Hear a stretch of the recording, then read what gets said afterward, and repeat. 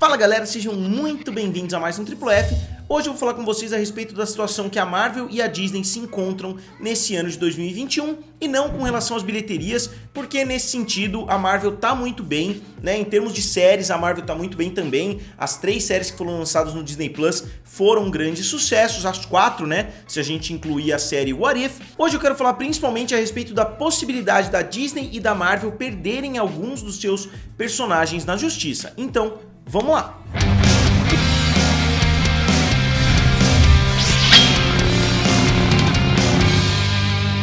Pessoal, se vocês ainda não são inscritos aqui no canal, se inscrevam. Eu tô tentando chegar a 250 mil inscritos e eu queria esclarecer, eu tô fazendo esse vídeo porque eu vi muita desinformação por aí, eu vi muitas pessoas falando uma porrada de baboseira, então eu decidi dar uma estudadinha. Eu poderia ter soltado esse vídeo uns 2 dias atrás, mas eu decidi estudar um pouquinho a respeito do assunto. Eu li muita coisa a respeito de copyright, né, lá nos Estados Unidos, para trazer um vídeo bem informativo aqui para vocês. Então, vamos começar primeiro falando a respeito, né, dessa situação. Eu tô vendo muita gente comemorando, falando que a Marvel vai acabar, que o universo Marvel vai acabar, que a Marvel vai perder os Vingadores e etc. E não é nada disso que vai acontecer. E se você é um hater da Marvel que tá comemorando isso que tá acontecendo, lembre-se que tudo que acontece com a Marvel pode acontecer também com a DC. Inclusive, já aconteceu anteriormente. A DC já passou por uma situação igualzinha, inclusive ela conseguiu reter os direitos do Superman depois de uma longa batalha judicial. Inclusive os mesmos advogados das duas partes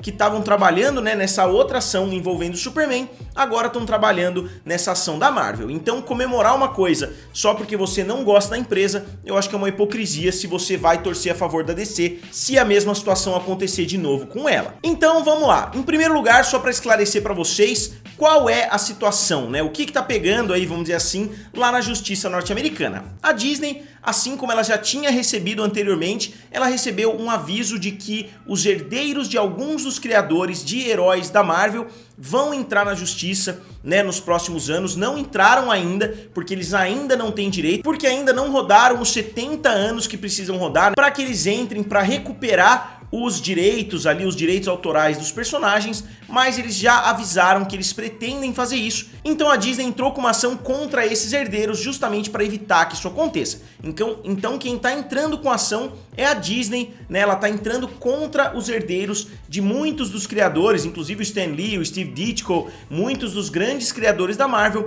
eles estão entrando na justiça contra os herdeiros para evitar que eles consigam recuperar os direitos dos personagens. E por que essa situação é tão controversa? Porque sim, quando você faz um livro, quando você faz um trabalho e vende para alguém, 70 anos depois, esses direitos retornam para você. Isso segundo o ato de copyright de 1976 lá dos Estados Unidos. Ele mudou um ato que era lá de 1906, que também tinha uma terminologia parecida, mas ficou decidido que 70 anos depois da criação de uma obra, essa obra deve retornar para o seu criador original. Só que tem um asterisco muito grande e muito importante quando a gente fala a respeito da Marvel.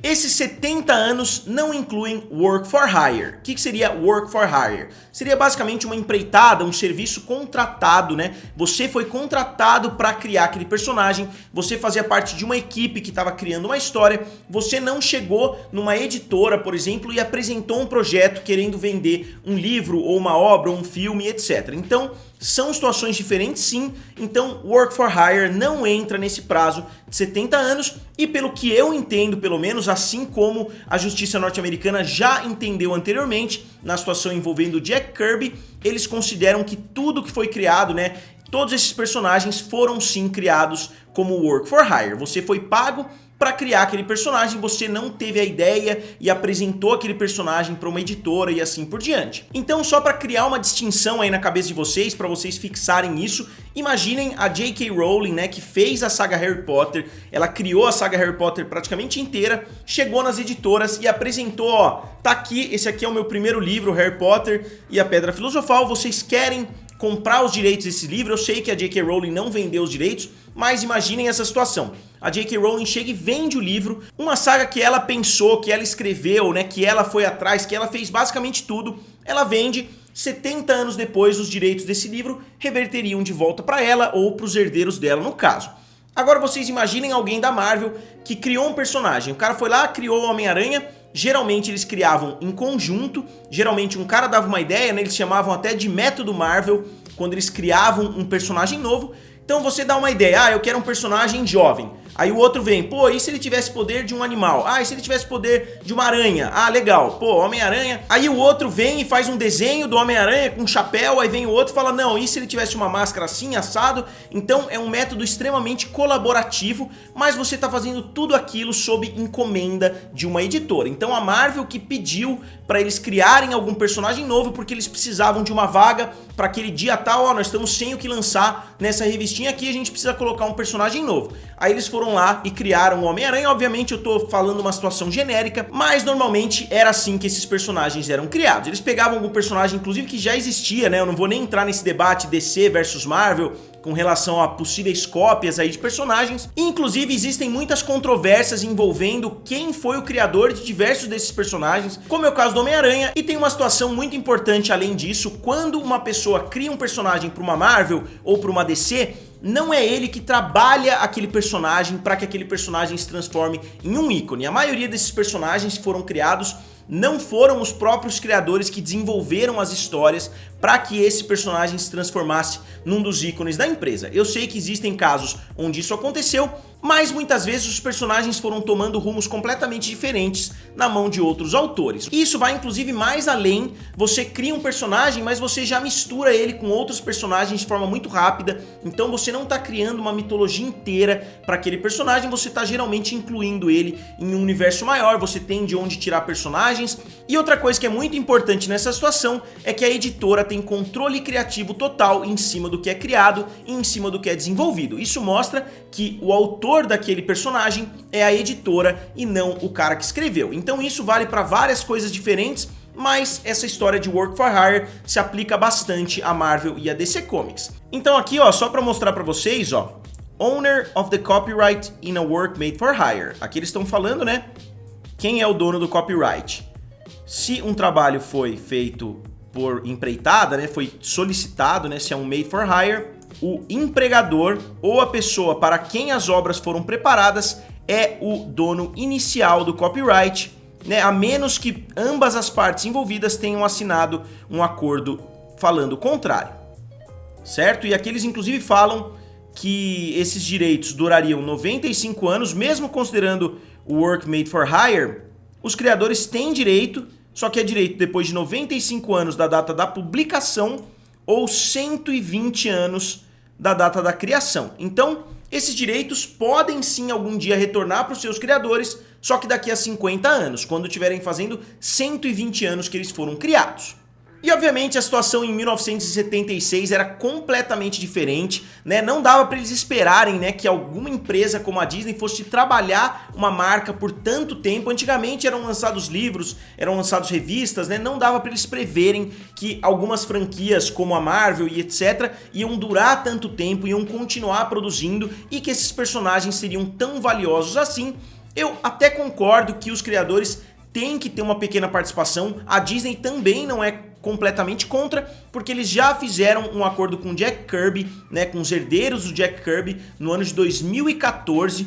Então aqui, como eu disse para vocês, Marvel e Jack Kirby e herdeiros de Jack Kirby, na verdade, resolvem batalha jurídica antes do confronto na Suprema Corte. Então, só para vocês estarem cientes, a Disney ganhou dos herdeiros do Jack Kirby em primeira instância, né, que seria aqui no Brasil, ganhou também na segunda e estava indo para a Suprema Corte. Muitas pessoas achavam que a Disney ia ganhar novamente, só que a Disney achou melhor fazer um acordo com a família do Jack Kirby, provavelmente porque era muito arriscado, né? Nunca dá para saber o que vai sair da cabeça da Suprema Corte, então eles decidiram chegar a um acordo. Isso pode ter sido prejudicial para a Disney, porque agora já existe um precedente no Supremo lá dos Estados Unidos que todos os casos como esse, a Disney vai tentar fazer um acordo. Então, qual é o cenário mais provável a partir de agora? Que a Disney faça um acordo com esses herdeiros, né, com os herdeiros desses criadores, justamente para evitar uma longa batalha judicial. Muitas vezes vale a pena eles fecharem um acordo ali por 1 milhão, 2 milhões, 10 milhões, dependendo do personagem. Provavelmente o Homem-Aranha seria ainda mais caro, mas vale muito mais a pena eles chegarem a um acordo para evitar que uma batalha judicial arrastada aconteça.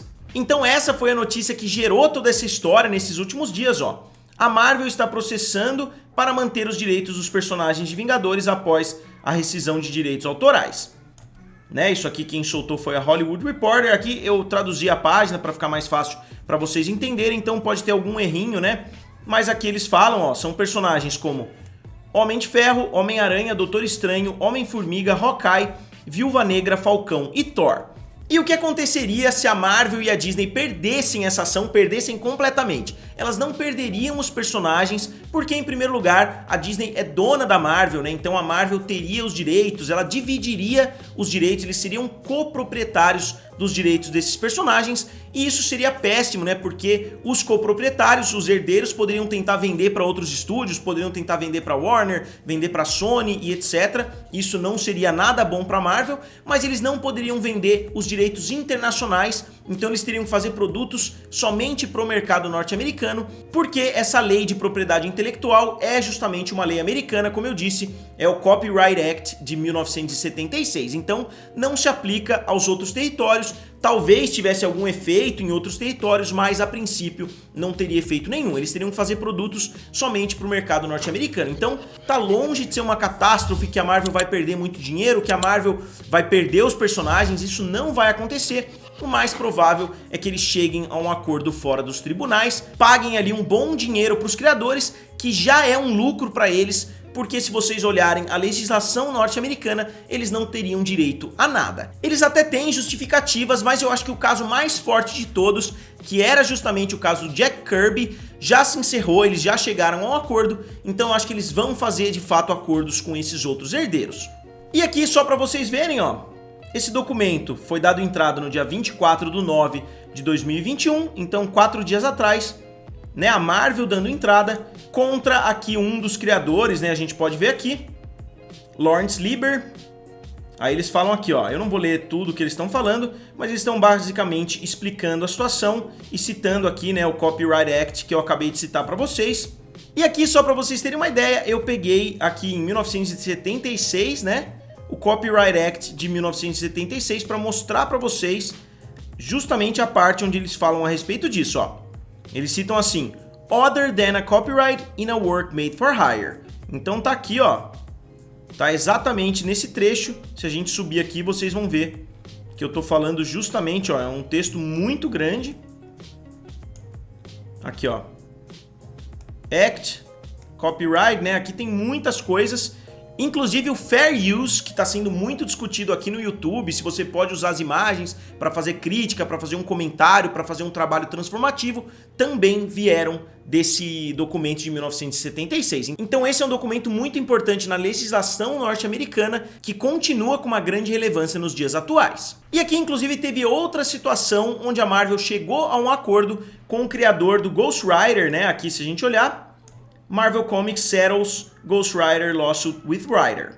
Então aqui ele chegou a um acordo com Gary Friedrich, né, que criou o personagem, e é mais um indício de que provavelmente o estúdio vai chegar a um acordo com esses herdeiros para evitar um problema maior no futuro, porque como eu disse, existe a lei, né, existe esse ato de 1976, mas a gente nunca sabe o que o Supremo vai dizer a respeito desse assunto. Pode ser que eles julguem a favor dos herdeiros e a Marvel acabe tendo que pagar bilhões, então é melhor fazer um acordo antes disso, mesmo que a chance da Disney ganhar, né, se eles chegarem às vias de fato, seja muito grande, não vale o risco deles terem que pagar alguns milhões ali para resolver esse assunto desde já. Só que será que as outras partes, né, será que os herdeiros vão querer chegar a um acordo? Será que eles não vão querer brigar até o fim? Eu acredito que não, porque quando o dinheiro entra na jogada fica muito mais fácil de resolver a situação. Vale a gente lembrar da situação do Star Plus e do Stars, né? Aqui no Brasil, foi só a Disney jogar um pouco de dinheiro na mesa que a situação se resolveu. Então, na minha opinião, é justo que os herdeiros recebam alguma coisa?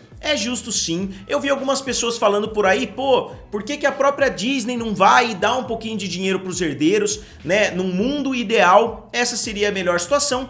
Eu não acho que essa seria a melhor situação no mundo real, porque qual seria o valor que a Disney deveria dar para esses herdeiros? Se lançou um filme envolvendo o Homem de Ferro, envolvendo o Homem-Aranha, a Disney vai lá e dá 100 mil para cada um. Aí os herdeiros vão pensar, pô, meu pai, meu avô, sei lá quem, foi o criador desse personagem e eles estão me dando 100 mil dólares só? Não, eu quero 1 milhão, eu quero 10 milhões, eu quero 20 milhões, principalmente quando você envolve muitos herdeiros, que esse provavelmente esse dinheiro seria diluído, né? Você mandaria ali 1 milhão para os herdeiros do Homem-Aranha. O dinheiro ia ser distribuído, eles iam falar, pô, mas a gente quer 10 milhões, a gente quer 5 milhões. Então acho que a situação não é tão simples quanto a Disney simplesmente falar, olha, tá aqui o chequinho de vocês, ó, cada um dos criadores vai ganhar uma participação no filme, porque as pessoas iam querer mais. Então a melhor forma, infelizmente, de ser resolvida essa situação é justamente o que a Disney está fazendo, resolvendo judicialmente, possivelmente chegando a um acordo. Porque aí chegou a um acordo, pronto, eles abriram mão dos direitos e vão receber um pouquinho por isso,